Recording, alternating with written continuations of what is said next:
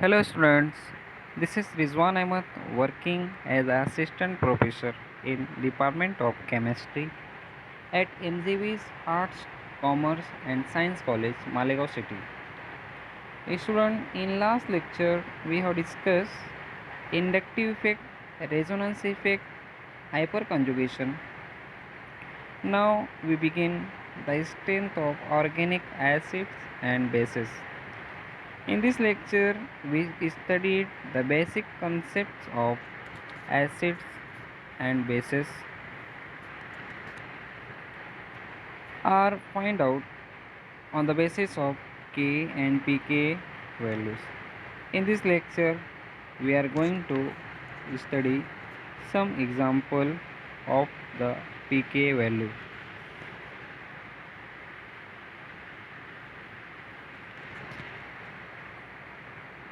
In this chapter, we are going to learn how pK value will change with respect to inductive effect, resonance effect and steric effect, how this effect affects the acidity and basicity of the molecule. इसमें हम देखने वाले हैं कि inductive effect, resonance effect, steric effect किस तरह से पीके value पर इसका अफेक्ट होता है। वन बाय वन हम एक एक का रीज़न एग्जाम्पल के थ्रू हम देखने वाले हैं। Next, these are the some general examples of acids. When we observe the pK value, then it increases from -7 to 16. यहाँ पर हमने देख रहे हैं कि एसिड्स की कुछ नाम है और उसके पीके वैल्यूज़ दिए हुए हैं। यहाँ -7 से लेकर 16 तक इनकी वैल्यू दी हुई है, अलग अलग वैल्यू है और कुछ एग्जांपल्स भी दिए हैं। तो देखते हैं, हम बेसिक से हम इसका देखेंगे, कंसेप्ट समझेंगे। This HCl and nitric acid have the pK value in negative, that means they are strongly acidic, and we observe water and ethanol, they have 15.74 and 16. As you know that water and ethanol is neutral. These are some example. This is the example of carboxylic acid in which the substituent is added in first example. The formic acid which have pK value 3.77, and last example tertiary butyl carboxylic acid have the pK value 5.05, and the remaining molecule have the pK in between 3.77 to 5.05. When the substituents are increases, then acidity increases, decreases, and pK value increases. This is due to the electron donating inductive effect. Increases the electron density due to the pK value will be decreases. यहाँ पर हमने देख रहे हैं कि जो examples दिए हुए कि जैसे जैसे सब्स्टिट्यूएंट्स बढ़ते जाएंगे, एसिडिटी क्या होगी उसकी उतनी घटते जाएंगे, कम होते जाएंगे। मतलब जितने इलेक्ट्रॉन डोनेटिंग इंडक्टिव इफेक्ट्स में बढ़ेंगे उतनी इसकी पीके वैल्यू एसिडिटी क्या होगी, लो होगी, और लो होते जाएगी और पीके वैल्यू बढ़ते जाएगी। तो मतलब जहाँ पर भी जो भी कंपाउंड में अगर आपको इलेक्ट्रॉन डोनेटिंग ग्रुप ज़्यादा इंक्रीजिंग दिखते जाएंगे तो उसकी पीके एसिडिटी क्या होगी, उतनी कम होते जाएगी और पीके वैल्यू क्या होगी, बढ़ते जाएगी। Okay, next, in this example these molecule acids sp3 to sp2, sp2 to sp3, and we observe pK value in it decreases from 4.88, 4.25 from shifting single bond to double bond, and 4.25 to 1.84 double bond to triple bond. So here double bond to triple bond, their effects drastic change. आप देख रहे होंगे कि जहाँ से double हमने single bond से double bond में कन्वर्ट हुआ तो आपने पीके वैल्यू बहुत रेयर केस में मतलब उसका डिक्रीज़ हुआ।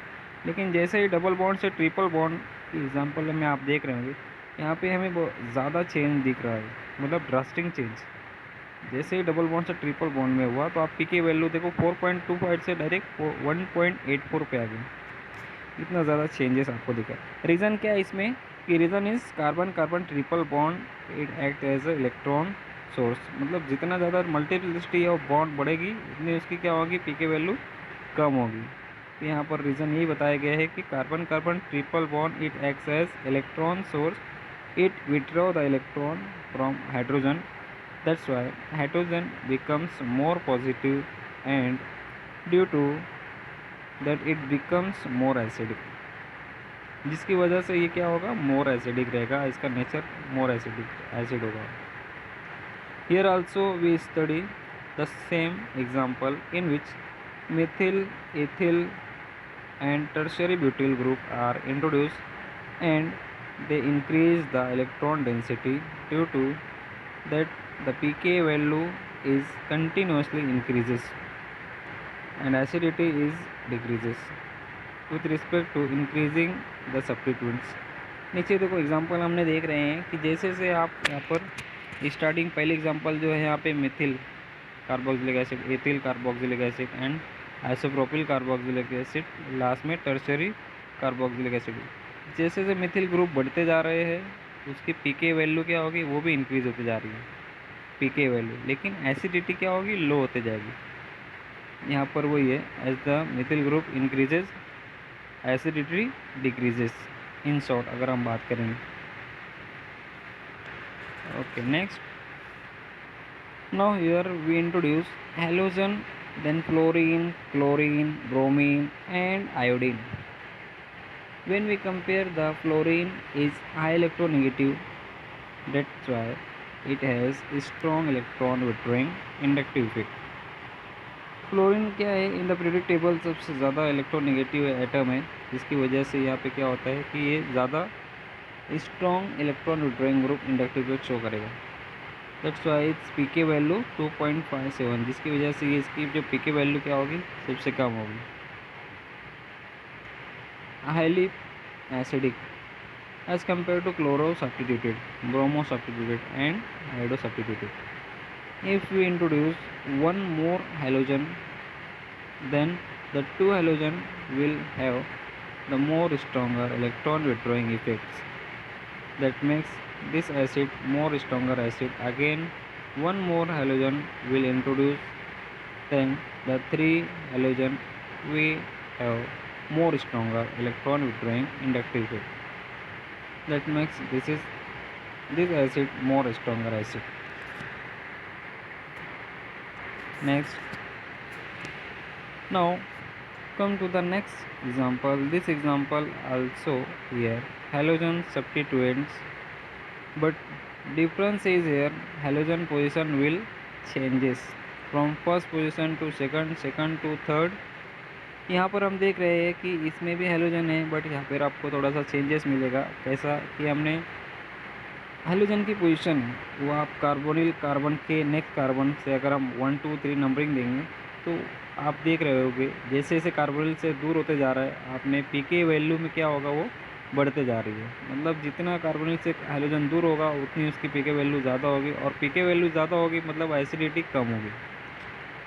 when we will compare the molecule without halogen, then pK is 4.82। when we'll introduce first halogen at one position, then its pK is 2.84। देखिए आप विदाउट हाइलोजन का जो कम हमारा जो एग्जांपल थी पहले एग्जांपल, उसमें आप पीके वैल्यू देखो 4.82 है, लेकिन हमने जैसे ही उसके पहले नंबर पोजीशन पे हाइलोजन को ऐड किया तो उसकी क्या हो गई, डिक्रीज हो गई 2.84 पे। आप यहाँ पर पीके वैल्यू देख सकते हो। At second position pK value is 4.06 and third position pK value is 4.52 sorry। So when the position of halogen is nearer to carboxylic acid, the inductive electron withdrawing effect becomes stronger। जैसे जैसे electron carbonyl group से halogen group करीब रहेगा उसका electron negativity और withdrawing inductive effect क्या होगा, वो स्ट्रॉन्ग होते जाएगा, बढ़ते जाएगा. It withdraw strongly. That makes this molecule more acidic.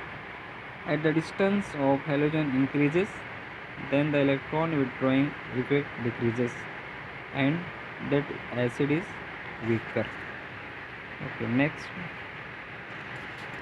Now consider the aromatic example. हम यहाँ पर अब कुछ aromatic example देखेंगे. इसके ज़रिए हम यहाँ पे इसकी pK वैल्यू की जो कुछ एग्जाम्पल उसको देखते हैं. As you know that phenols are weak acid, that's why pK value is 9.95. But if they introduce the electron withdrawing group in phenol, then acidity increases in that ortho nitro, para nitro and meta nitro withdrawing group. Ortho nitro phenol due to intramolecular hydrogen bonding. So pK value, that's why orthonitrophenol is more acidic as compared to paranitro and metanitrophenol. Same added.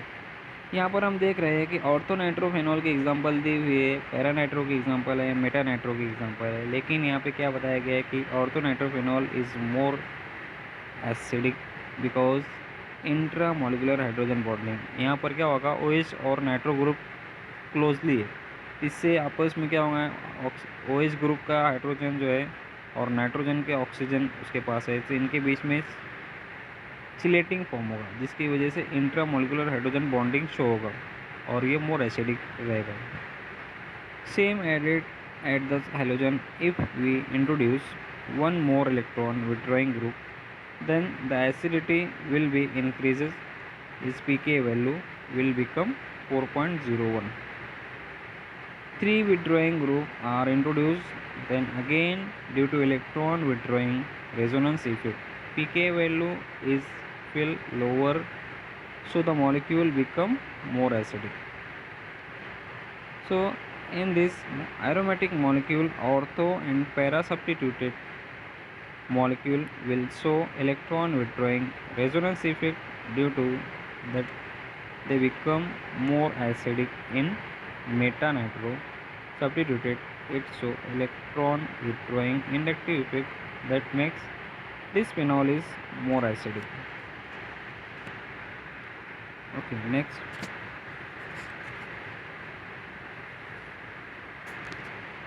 Now come to the next example, aromatic phenol again, and here substituent will be changes and it becomes electron donating methyl group.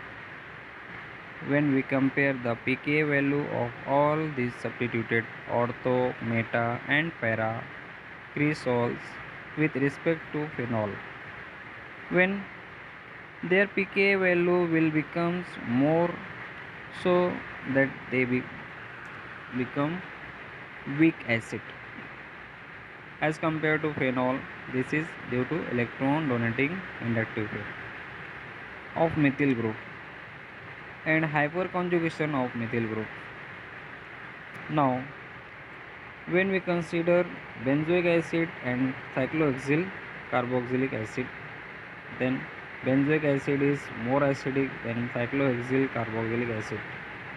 The reason is, यहाँ पर हम नीचे दो structure देख रहे हैं, benzoic acid का है और एक साइक्लोहेक्सिल कार्बोक्सिलिक एसिड ग्रुप बना हुआ है, जिसमें बेंजोइक एसिड मोर एसिडिक है as compare to cyclohexyl carboxylic acid. Reason यहाँ पे ये दिया गया है कि because benzene will show resonance effect. हम यहाँ बेंजीन रिंग में क्या कर सकते हैं, इजीली हम रेजोनेंस इफेक्ट शो करते हैं, लेकिन साइक्लोहेक्सिल रिंग में हम क्या कर सकते हैं, वहाँ रेजोनेंस इफेक्ट शो नहीं कर सकते. And cyclohexyl will show electron donating inductive effect. Cyclohexyl group क्या करेगा, डोनेट करेगा कार्बोक्सिलिक ग्रुप को, तो इसीलिए हम इसको क्या बोलेंगे, electron donating inductive effect. Okay, next. When we consider substituted benzoic acid, then here in comparison to benzoic acid, substituted benzoic acid in the form of methyl will show the pK value more. Here also methyl group show electron donating inductive effect due to that the pK value will become more, so the acidity become less. Now instead of electron donating group, if we introduce electron withdrawing group, then due to electron withdrawing, it is all benzoic acid will show pK value less than benzoic acid due to that this molecule are more acidic as compared to benzoic acid. When we compare ortho-nitrobenzoic acid and para-nitrobenzoic acid, ortho-nitrobenzoic acid is more acid than para-nitrobenzoic acid. यहाँ पर भी वही reason रहेगा। Ortho पे जो nitro group लगा हुआ है उसमें भी आपको क्या मिलेगा, इंट्रामोलिकुलर हाइड्रोजन बॉन्डिंग शो होगा, जिसके कारण आपको इसकी जो एसिडिटी वैल्यू क्या रहेगी, ज़्यादा रहेगी एज़ कम्पेयर टू पैरा और मेटा पे।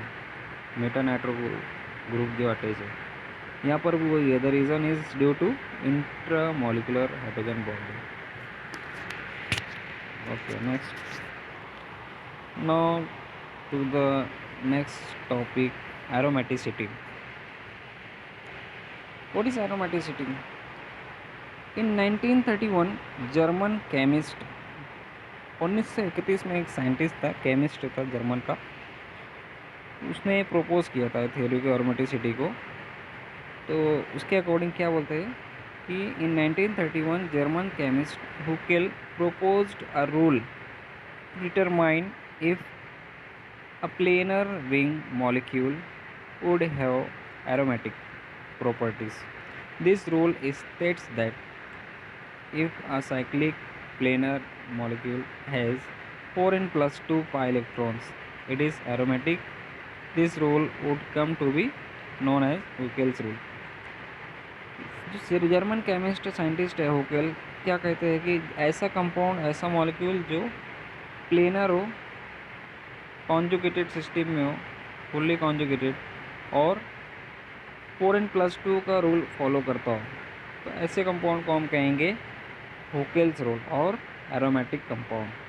तो according to Huckel's rule the molecule must be cyclic, planar, fully conjugated, having 4n+2 system is said to be aromatic.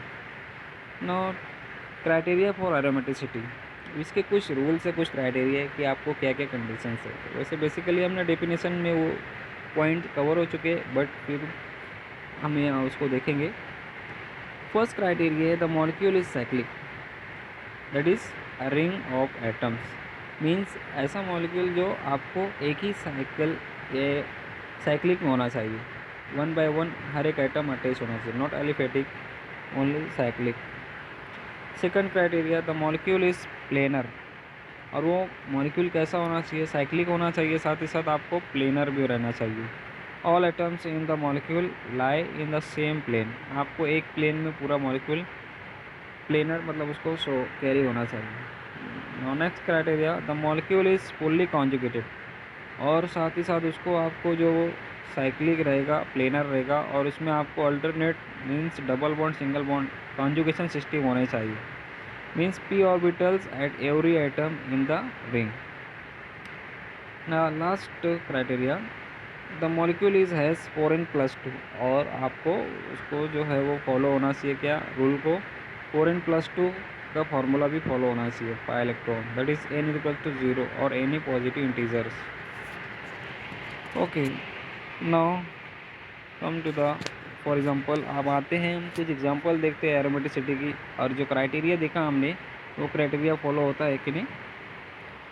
तो in this examples first is benzene, benzene ring हम यहाँ देख रहे हैं, और ऐसे पैरोल है, फ्यूरेन है, पैफिन है, साइक्लोप्रोपिनिल है। ओके, 1 by 1 हम यहाँ पे डिस्कस करेंगे। बेंजीन रिंग आप देख रहे हैं, इसमें 3 पाई बॉन्ड है, तो 1 पाई बॉन्ड कैरीज 2 इलेक्ट्रॉन। इस तरह से टोटल कितने पाई बॉन्ड है, एक रिंग में 3 पाई बॉन्ड है। और सिंगल बॉन्ड को हम क्या बोलते हैं, सिग्मा बॉन्ड। डबल बॉन्ड को हम क्या बोलेंगे, पाई बॉन्ड। तो पाई बॉन्ड 6 इलेक्ट्रॉन है, अब उसी को हम फार्मूले से कैरी करेंगे, फॉलो होता है कि मतलब उसको सॉल्व करेंगे। तो बेंजीन, इसको हम अगर 4n+2 का फार्मूला अप्लाई करें, तो फॉर एन वैल्यू क्या लेना है हमें, n where n is integer number. Integer number क्या हो सकता है आपका 0 1 2 3 डेट डेट डेट डेट एटसेट्रा। तो यहाँ पर एन वैल्यू मीन्स अभी हमारी जो बेंजीन रिंग है ओनली वन रिंग है, तो एन की वैल्यू हमें क्या लेना रहेगा 1। तो 4 into one is equal two means कितना रहेगा 4, और फॉर्मूले में +2 ऐड करना है, तो 4 + 2 is equal to 6, that is pi electron is equal to 6। तो टोटल बेंजीन रिंग में कितने पाई इलेक्ट्रॉन है, 6 इलेक्ट्रॉन है। तो मैंने अभी जैसे बताया कि आपको एक पाई बॉन्ड के पास 2 इलेक्ट्रॉन होते हैं, तो यहाँ पर टोटल 3 पाई इलेक्ट्रॉन है, सॉरी 3 पाई बॉन्ड है, 3 पाई बॉन्ड है, बॉन्ड और इलेक्ट्रॉन में फ़र्क है। तो एक पाई बॉन्ड मीन्स 2 इलेक्ट्रॉन, तो 2 pi bond means 4 electron, total 3 pi bond is equals to 6 pi electron. Okay, understand. Okay, next pyrrole example देखते हैं। पायरोल में क्या है, 5 मेंबर्ड रिंग है जिसमें आप नाइट्रोजन के साथ एक हाइड्रोजन अटैच है, और नाइट्रोजन रिंग का मीन साइक्लिक का मेंबर्ड मतलब उसका जो है वो क्या है, एटम है। देखिए यहाँ पर हम बेंजीन रिंग देख रहे थे, तो ये कैसा था, साइक्लिक था। ओके, और पहली बात तो ये प्लेन है, प्लेनर है, जो कि हम इसको ब्लैक बोर्ड पे शो करते थे, एक ही प्लेन में आ सकता है, all atoms carries in the plane. And conjugation system fully conjugated है, alternate double bond single bond, ये कॉन्जुगेशन सिस्टम है। और अभी हमने उसको 4n+2 का रूल को भी देखा है कि ये ओबे करता है, फॉर्मूले में इसकी वैल्यू करके मीन्स कितनी 6 इलेक्ट्रॉन, मीन्स ये फॉर्मूले को ओबे भी करता है। नाउ नेक्स्ट है पैरोल। पैरोल में आप देख रहोगे कि 2 पाई बॉन्ड है, 2 पाई बॉन्ड है, और एक जो है हेट्रो एटम अटैच है। हेट्रो एटम जो भी एटम रहेंगे, सल्फर ऑक्सीजन नाइट्रोजन, ऐसे जितने भी हेट्रो एटम रहेंगे उनके पास क्या होते हैं, लोन पेयर होते हैं, और वो लोन पेयर हमें काउंट करना है कितने, 2 इलेक्ट्रॉन्स के बराबर। जैसे हम एक पाई बॉन्ड को कंसिडर करते हैं 2 इलेक्ट्रॉन्स, इसी तरह से हर हेट्रो एटम के पास लोन पेयर होते हैं, तो हमें उसके पास जो भी हेट्रो एटम रहेंगे उनके पास 2 इलेक्ट्रॉन कंसिडर करना रहेगा। लेकिन कंडीशन क्या रहना चाहिए कि वो hetero atom cyclic membered mean cyclic ring का पार्ट होना चाहिए, साइक्लिक रिंग से अटैच होना चाहिए, डायरेक्टली साइक्लिक रिंग से अटैच होना चाहिए, तभी हम उसको 2 इलेक्ट्रॉन कंसिडर करेंगे। ओके, तो यहाँ पर भी आप देख रहे होंगे कि 4n+2 फॉलो करेंगे, तो यहाँ पर भी रिंग कितनी है, एक ही रिंग है, तो n की वैल्यू हमें 1 लेना है, दैट्स वाई इसका भी आंसर क्या आएगा, 6 इलेक्ट्रॉन। मीन्स टोटल कितने हो गए, 2 पाई बॉन्ड के 4 इलेक्ट्रॉन, और एक हेट्रो एटम के पास के लोन पेयर उसको 2 कंसिडर करेंगे, तो 4+2 टोटल है इस तरह से 6 pi electron. Next furan. Furan में भी आप देख रहे होंगे कि यहाँ पर भी आपको हेट्रो एटम ऑक्सीजन है, ऑक्सीजन के बाद लोन पेयर है, और 2 साइड से पाई बॉन्ड है, तो यहाँ पर 4 इलेक्ट्रॉन हो गए 2 पाई बॉन्ड के और एक हेट्रो एटम के, तो इस तरह से 6 इलेक्ट्रॉन। इसी तरह से थायोपिन, सल्फर के पास भी 2 इलेक्ट्रॉन है और 2 साइड से 2 इलेक्ट्रॉन है, इस तरह से टोटल ये भी हो गए 6 electron. Okay, now next example last जो है साइक्लोप्रोपिनिल आयन। देखिए यहाँ पे 3 कार्बन की साइक्लिक रिंग है, साइक्लिक रिंग है। Okay, alternate double bond single bond भी है। ओके, अब यहाँ पर जो कॉन्जुगेशन सिस्टम है वो क्या हो रहा है, पॉजिटिव चार्ज कार्बोकेटाइन से इसका जो कॉन्जुगेशन सिस्टम कंप्लीट हो रहा है। इस तरह से ये भी आपको यहाँ पर n की वैल्यू क्या लेना, हमें 0 लेना रहेगा, तो 4 इंटू 0 0 +2 मीन्स जितने भी आप देख रहे होंगे कि एरोमेटिक के अंदर आपको आंसर क्या क्या मिलेंगे, 2 6 10 14, इस तरह से जो हर एक मतलब 2 से आप नंबर स्टार्ट करोगे, जो आपको इसकी जो 4n+2 फॉलो करेगा, तो 2 के बाद आप 4 ऐड करो, उसमें 6 होगा, 6 में 4 ऐड करो 10 होगा, 10 में 4 ऐड करो 14 18, इस तरह से 2 वैल्यू आएंगी, वो आपको कौन से कंपाउंड की वैल्यू रहेंगे, एरोमेटिक कंपाउंड के। ये आपको एक नोट करना, ये ट्रिक्स है पहचानने के लिए कोई भी कंपाउंड को, इस तरह से। ओके, ये आप बाकी एग्जांपल आप सॉल्व करेंगे इसी तरह से। नेक्स्ट जो है एंथ्रासीन, यहाँ पर आपको जो वैल्यू लेना है n की 3 वैल्यू लेना है, तो 4 × 3 इज मीन्स 4 × 3 कितना होगा 12 +2 14, तो टोटल 14 पाई इलेक्ट्रॉन्स। इस तरह से आप देखोगे अगर ये एंथ्रासीन के जो कंपाउंड है इसमें आपको 14 पाई इलेक्ट्रॉन है मीन्स उसके हाफ क्या रहेंगे, बॉन्ड रहेंगे, पाई बॉन्ड। तो टोटल काउंट करो 1 2 3 4 5 6 7 पाई बॉन्ड है। और एक पाई बॉन्ड हमने देखा है कितने का, 2 इलेक्ट्रॉन का है। इस तरह से 7 इंटू 2 मीन्स 14 पाई इलेक्ट्रॉन्स। अगर आपने ये इनडायरेक्टली इन शॉर्ट अगर इस तरह से भी करते हो तो आपको 2 6 10 14 18 22 इस तरह के नंबर से अगर मैच खाते हैं मीन्स वो कंपाउंड कहता है एरोमेटिक कंपाउंड कहलाएगा। Okay, thank you very much.